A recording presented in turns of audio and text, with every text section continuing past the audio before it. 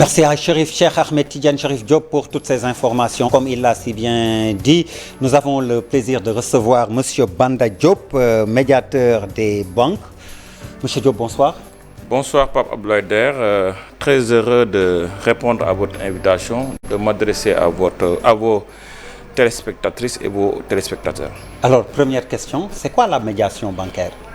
Alors, merci beaucoup.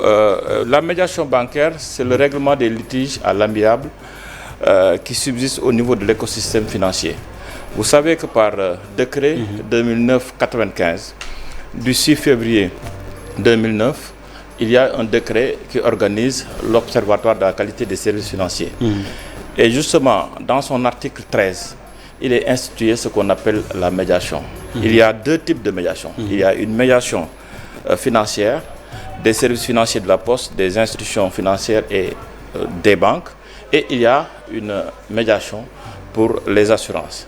La médiation a pour mission, en tout cas, d'organiser à l'amiable les crises qui peuvent survenir entre la clientèle et les institutions financières, entre la clientèle et les SFD, entre la clientèle et les émetteurs de monnaie électronique ou bien des services financiers de la Poste.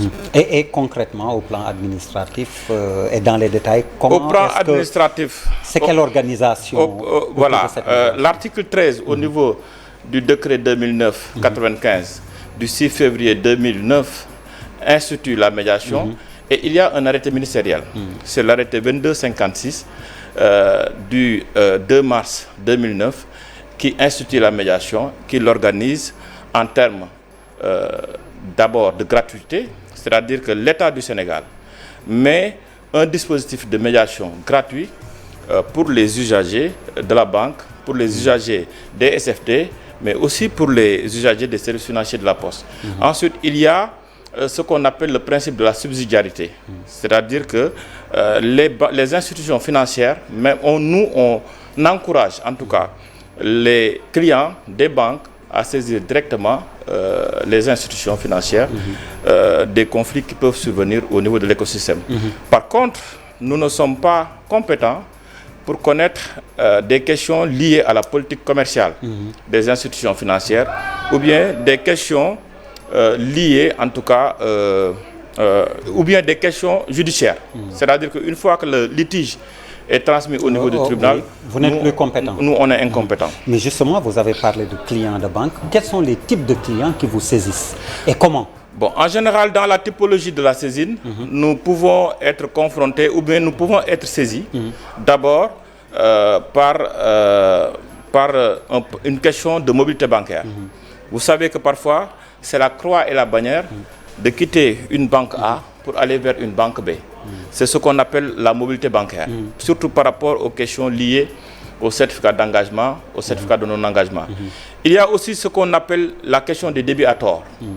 Parfois, tu vas dans un émetteur de monnaie électronique. Les GAP comme on les appelle. Les GAP comme on les appelle.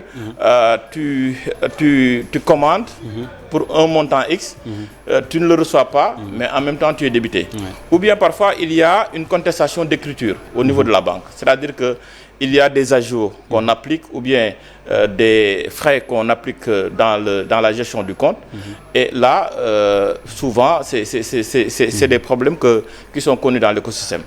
Donc, ce sont les questions comme ça que nous traitons. Maintenant, il est très important aussi de parler de l'accessibilité. C'est-à-dire que on peut être saisi soit par écrit, ou bien on peut être saisi par courriel. On peut être saisi aussi par rapport par le biais du numéro vert, le 800, 880, 880. Et tout ça, nous on garde un principe de confidentialité et surtout d'indépendance par rapport à la médiation. Vous parlez de confidentialité, c'est également gratuit? Oui, c'est gratuit. C'est-à-dire que nous, d'abord, la saisine, elle est gratuite. D'abord, nous, on se met à disposition, on est accessible à partir du numéro vert, ou bien à partir de l'adresse courriel, ou bien dans les régions que nous avons eu à visiter au niveau des chambres de commerce, nous avons laissé un dispositif qui permet aux usagers de la banque de venir nous contacter, de venir en tout cas, nous saisir. Et maintenant, c'est à nous d'évaluer la recevabilité et de pouvoir faire la médiation. Et nous sommes encadrés aussi par la loi. C'est-à-dire que dès qu'on est saisi sur une question de médiation, nous avons 60 jours pour pouvoir, en tout cas, donner un avis ou bien pour pouvoir réconcilier les deux parties. Alors dites-moi concrètement, comment un dossier lambda est monté, traité? Moi, je viens vous voir parce que j'ai des soucis avec ma banque, je veux quitter. Je trouve que la somme qu'on me demande est exorbitante. Hein? Vous faites comment? Bon, comment vous gérez le problème? Il y a ici deux problèmes. Le premier problème, c'est que quiconque a un problème avec un tiers, avec une banque, avec une SFD, ou bien avec les services financiers de la banque, peut saisir les médiateurs via l'Observatoire de la qualité des services financiers. Il peut le faire par serveur, le 800, 880, 880. Il peut le faire par saisine écrite. Si tu vas dans la plateforme de l'Observatoire www.oqsf.sn, tu pourras imprimer le fichier de saisine. Il pourra le faire même par adresse courriel. Ou bien il y en a qui ont des difficultés, qui peuvent directement nous contacter par WhatsApp. Je vous donnerai après le numéro. Et une fois que nous, d'abord, on reçoit le dossier, d'abord, on évalue de sa recevabilité. C'est-à-dire qu'un dossier est recevable au niveau de l'Observatoire de la qualité des services financiers si le dossier est entièrement renseigné. C'est-à-dire qu'il y a le nom, le prénom, les références de l'état civil, mais aussi les références de la banque ou bien de l'institution financière avec laquelle vous interagissez. Ensuite, nous, on voit de la recevabilité. La recevabilité, c'est quoi?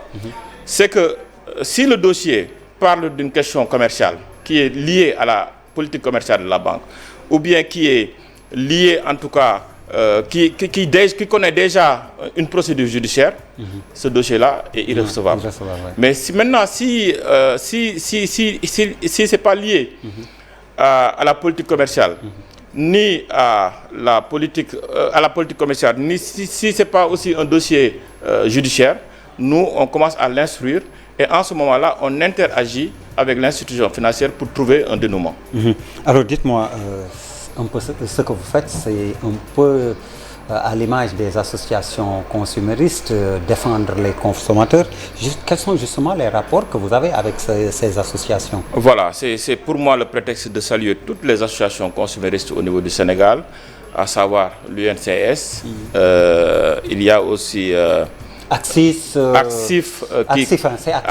oui, Axif qui traite un peu des questions. Ascosen et Ascosen.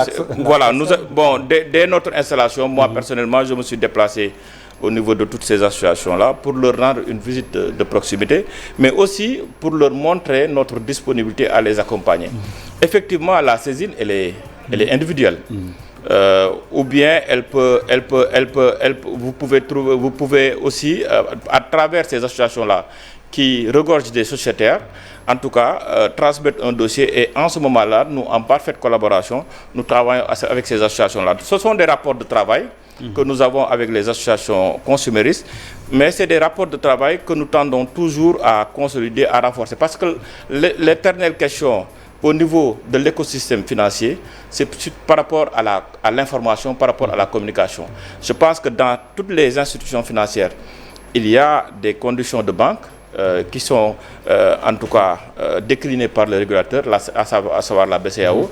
Donc je pense que si on s'en tient à la rigueur, en tout cas de ces conditions de banque-là, nous pouvons avoir un écosystème pacifique et que au moins tout le monde puisse y trouver son compte. Alors dites-moi, le rapport d'activité de l'exercice 2020 vient d'être publié. Déjà, pourquoi 2020 alors qu'on est en 2022? Alors, le rapport, nous, les médiateurs sont tenus de présenter chaque année au mois de mars de l'année suivante le rapport. Cette fois-ci, vous avez vu que nous sommes un peu en retard par rapport à la production de ce rapport-là, parce qu'il y a eu peut-être des situations qui nous sont parvenues, qui ont fait que ce rapport-là n'est pas disponible. Mais ça, je vous donne le rapport de 2020, et sur ce rapport-là, vous allez voir le nombre de dossiers qui a été traité, le taux de satisfaction au niveau de l'écosystème qui tourne autour de 95%, et vraiment toutes les la typologie, en tout cas par rapport à la saisine, par rapport en tout cas aux problèmes que nous avons eu à dénouer. Sur l'ensemble des dossiers que nous avons eu par exemple en 2020, oui, les principales observations. Les principales rapidement, c'est des dossiers liés soit à la mobilité bancaire, soit aux questions de débit à tort, soit aux contestations d'écriture, ou bien en tout cas des litiges similaires. Et nous avons toujours été à la disposition, en tout cas, de la clientèle, en tout cas, et des institutions financières pour pouvoir pacifier. Alors, avec mon problème de mobilité bancaire, comme vous dites, je prends exemple sur moi, même si je ne suis pas dans le cas. Bon, vous me donnez quel délai pour traiter mon dossier, par exemple? En général, c'est combien de temps? Parfois même avec le numéro vert, oui, sur la base de la saisine, oui, nous parvenons à dénouer la question. Parce qu'il y a une instruction de la Banque centrale qui demande aux institutions financières de mettre en place des structures chargées de renforcer la qualité au niveau des services financiers. Et pour les problèmes par rapport à Par contre, nous, on ne peut pas dire ou bien exiger à une banque que c'est à quel tarif que doit être... Voilà. C'est le seul souci qu'on... Parce que ça, c'est la politique commerciale. Monsieur Diop, moi, je veux quitter, par exemple.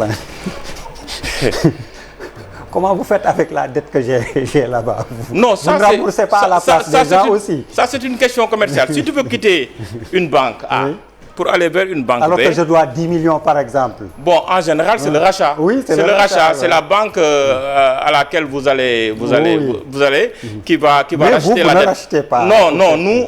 On ne s'occupe pas de la question commerciale, mais nous pouvons en tout cas superviser et voir que toutes les parties, en tout cas, que tous les intérêts des parties soient respectés. Voilà, c'est ça. Merci beaucoup, M. Diop. Mais je vous remercie, Pape Abdoulaye Der. Alors, merci à vous également, mesdames, messieurs, de nous avoir suivis. Excellente suite de programmes sur la TFM, la télévision Futur Média. Merci, bonsoir. Allez, merci.